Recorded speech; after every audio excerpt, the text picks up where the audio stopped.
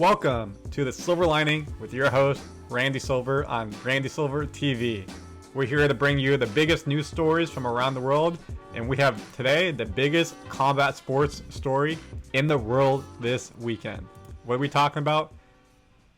Jake Paul versus Nate Diaz in a boxing match, official boxing match, Saturday, August 5th, 8 p.m. Eastern in Dallas, Texas, the Big D, where Luka Doncic plays American Airlines Arena. In this episode of The Silver Lining, we're going to dive into this fight.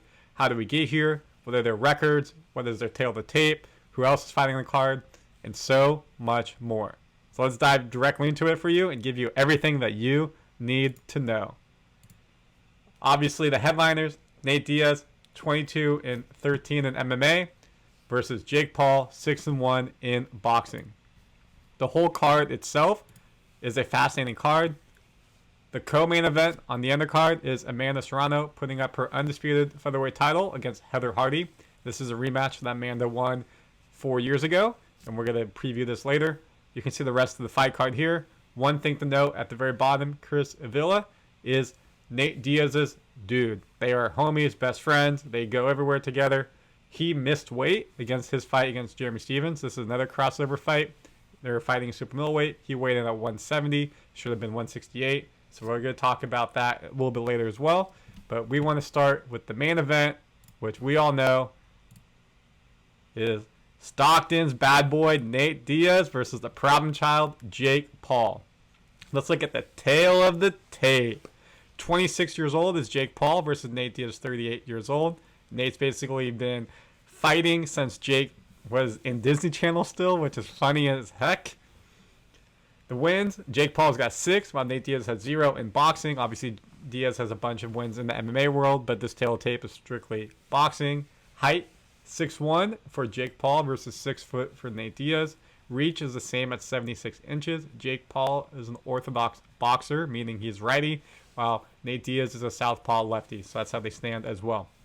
In boxing, Jake has 6 wins, as I already said, while Nate has 0. Everything is 0 for Nate in boxing stats. Jake's won 4 by KO, which we're going to talk about in a little bit. He has 1 loss against his arch rival, Tommy Fury, and he debuted in 2020. Nate's debut is obviously this fight. However, he's been in the MMA game since 2002. So let's dive into Jake's fights and show you how did we get to where we're at today, where he is a boxer fighting one of the biggest MMA legends in the world, one of the biggest UFC stars ever. How did Jake turn himself from a Disney star to a celebrity boxer to a real boxer? Jake's first foray into boxing was in 2018, as his first official match was on the undercard of Logan Paul versus KSI. As you can assume, Logan Paul is Jake Paul's brother, and KSI is Deji's brother. Paul beat Deji in a 5th round stoppage. At this point, he's still a celebrity YouTube boxer. His next fight was against another YouTuber, Anderson Gibb, in 2020, won by first round KO. Talked about smack here. This was some bad blood in the fight. Jake won. He's still a YouTube boxer here, but now he's starting to call out some other boxers and MMA fighters to try to build his name. He's fought his first MMA fighter, Ben Askren. Ben Askren's historically been a wrestler and grappler. He's not a boxer. Took this fight, got a payday, did not look like he trained well, came in not looking like he was in shape, got knocked out in the first round. And he laughed with a money bag.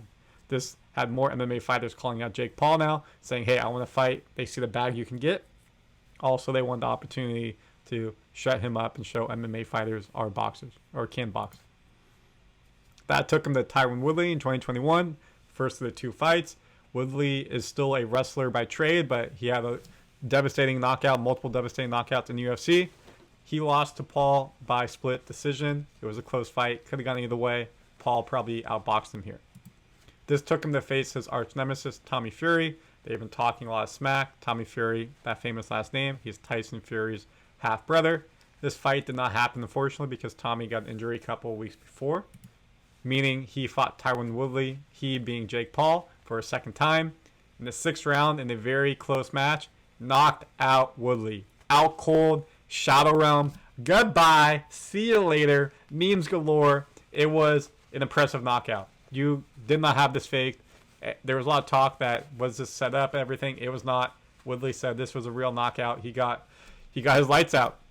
This put Paul a little bit more on the map. He's now transitioning from a YouTube celebrity boxer to a boxer. He's been boxing for about 2 years now. He has the money to pay for professional coaches, conditioners, nutritionists, things of that nature.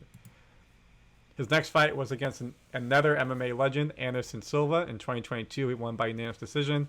Silva is in his upper 40s and 50s, so people talked about a mid-20-year-old versus a mid-40, 50-year-old. In that type of capacity, Anderson Silva had been winning boxing matches before this, after retiring from MMA. This was in Arizona. Big match. Paul won, and this took him to finally facing Tommy Fury, his arch rival, which he did not win. He lost by a split decision. This was in Saudi Arabia.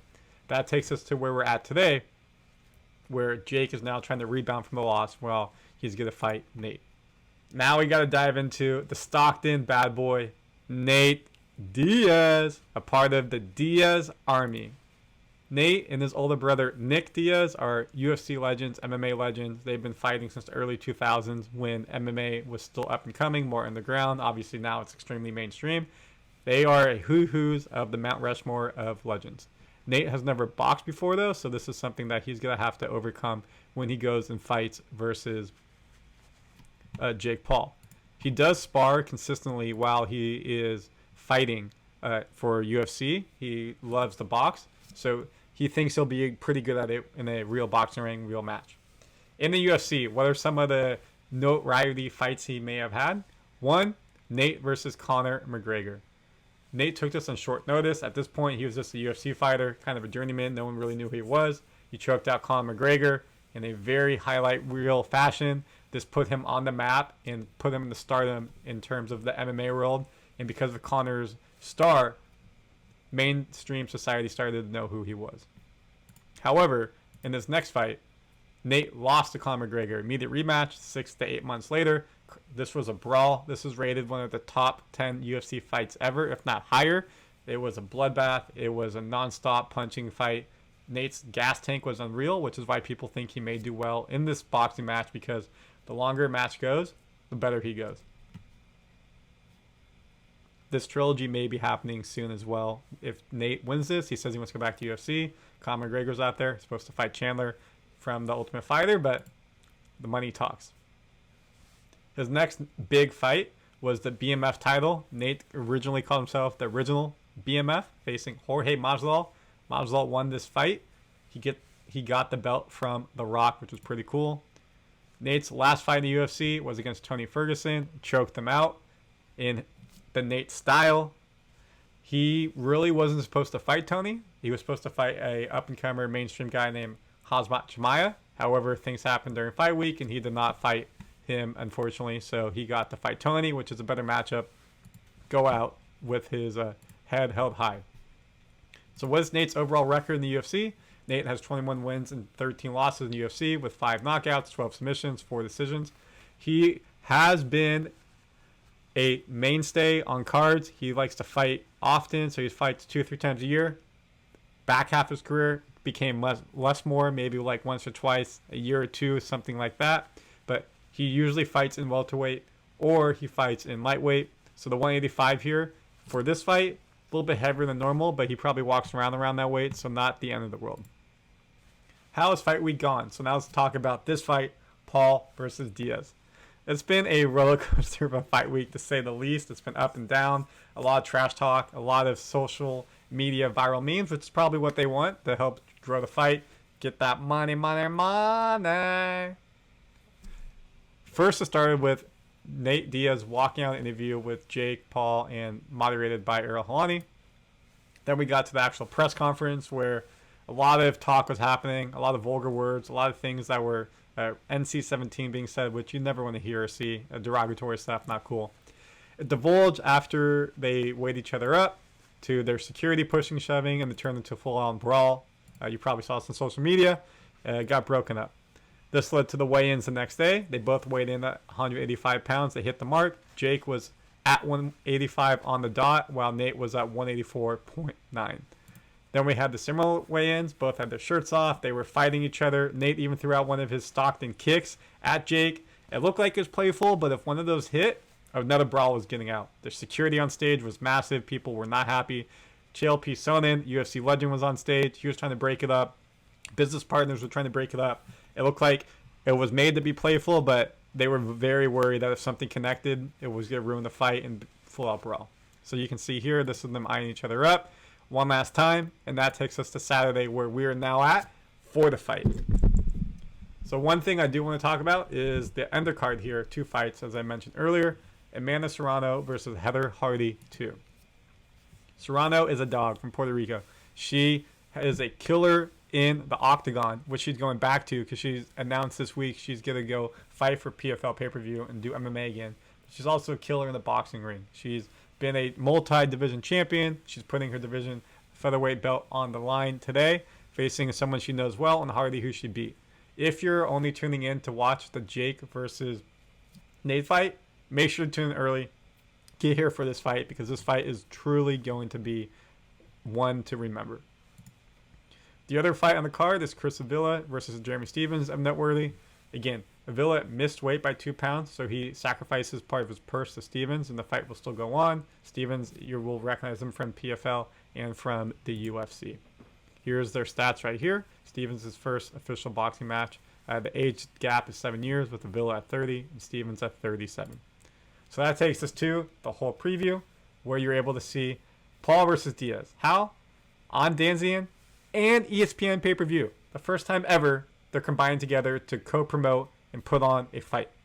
This is massive. If you've been watching ESPN this week, they've been putting it on their ticker. They've been using commercials for it. It's been on SportsCenter. It's been lead-ins, everything. They're promoting it hard. They think this fight will get at least 500,000 buys, if not more, especially the way they're promoting it. So this should be more money. Jake says last fight against Tommy, he made over $30 million. Would not be surprised if this makes just the same, if not more.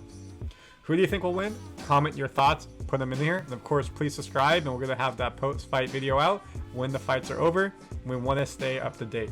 Is there anything you want me to talk about? Please bring it up. I'll do my research, create these videos. But that is the silver lining for you. Thank you so much for being here today. We loved having you here. Go watch the fights and come back here and we'll give you that recap. Randy Silver, Silver Lining, out.